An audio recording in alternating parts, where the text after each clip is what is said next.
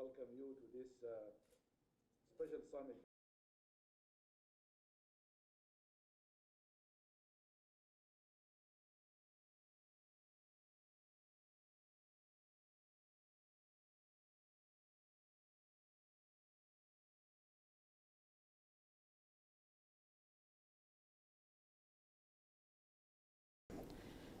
Prime Minister of Sudan, Your Excellencies, Head of States and Governments, I warmly welcome this timely IGAD special summit of the Head of State and Government on the coronavirus pandemic. I thank my brother, His Excellency Abdullah Hamdok, the Prime Minister of Sudan and the Chair of the IGAD Assembly of the Heads of State and Government, and Dr. Wakana, our Executive Secretary, for bringing us all together today for this crucial summit.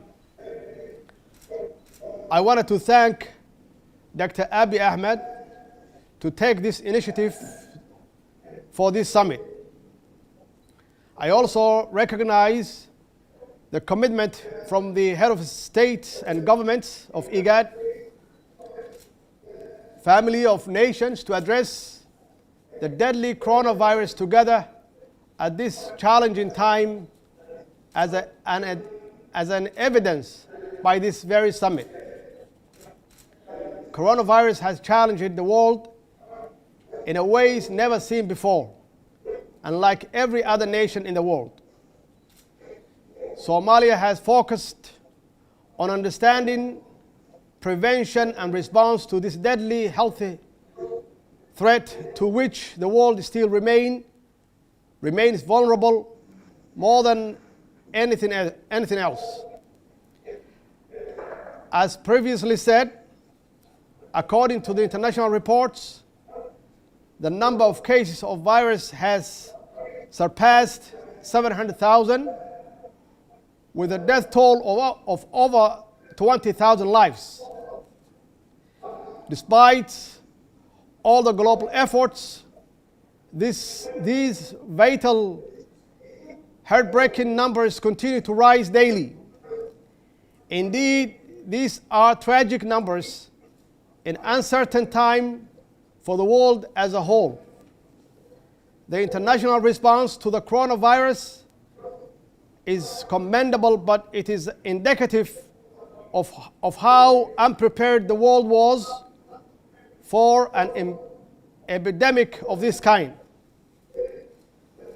Our global collective response, which includes targeted public information campaigns, social distancing, closure of public spaces, institutions and businesses, restriction to physical movement, and quarantine of affected patients, is also a sign of how little we actually still know of this deadly virus.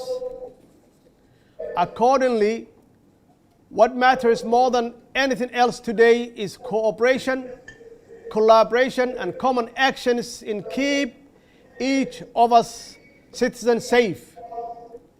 In Somalia, we have 3 reported cases of coronavirus so far, and we have since taken all necessary measures and policy actions to combat and mitigate these effects and impact.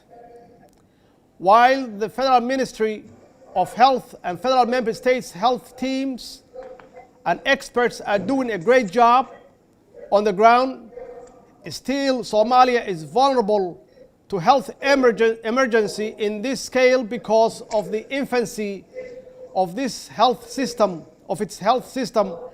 and infrastructure, which are only now starting to take shape. I wanted to thank Dr. Abiy for distributing the testing case. We also fully recognizing this and the menacing rates at which the coronavirus is spreading globally and within our own region.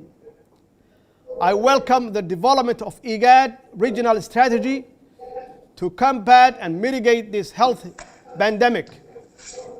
I also encourage the urgent establishment of a mechanism through which our regional medical experts, led by the Ministries of Health and Public Health agencies, can communicate, share information, coordinate regional efforts.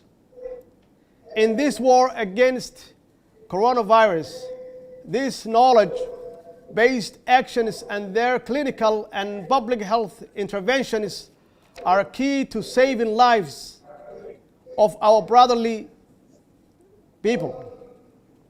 Indeed, coronavirus knows no border, and we need to shield ourselves with a common defense against it. The impact of coronavirus extends beyond a global medical emergency. It has caused panic, fear, and according to the International Monetary Fund, can cause a global recession.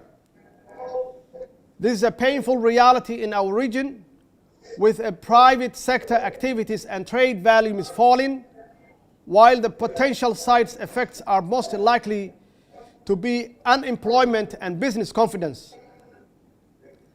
Given the necessary public health policy measures adopted globally and by us all too, almost all industry from aviation, retail, professional services to tourism are suffering, and this is already having a disastrous effect on domestic revenue mobilization and personal income.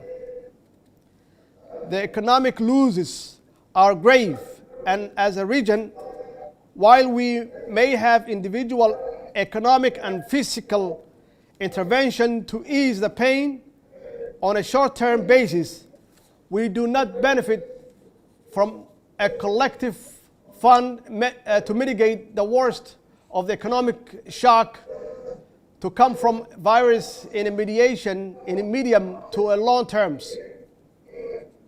On these crucial financial matters, the mobilization of regional windows of international financial institutions, especially the World Bank and the African Development Bank, are important as they will complement our individual countries' allocations and ongoing our future health projects. I therefore propose a separate IGAD finance ministers meeting with the development banks and relevant bilateral and multilateral partners to take these matters forward. In conclusion, the coronavirus is a challenge to us today in unprecedented ways, and it has laid bare our national and regional preparedness weaknesses for global pandemics and economic shocks. It's truly deadly and will need every ounce of our efforts and cooperation to ensure we can keep our people, countries, and regions safe from it while mitigating its devastating health and economic impacts. The coronavirus epidemic must be the final wake-up call for us to work even more closely together for regional, social, economic, and political cooperation to ensure the security, development, and common prosperity for our brotherly people. I thank you all.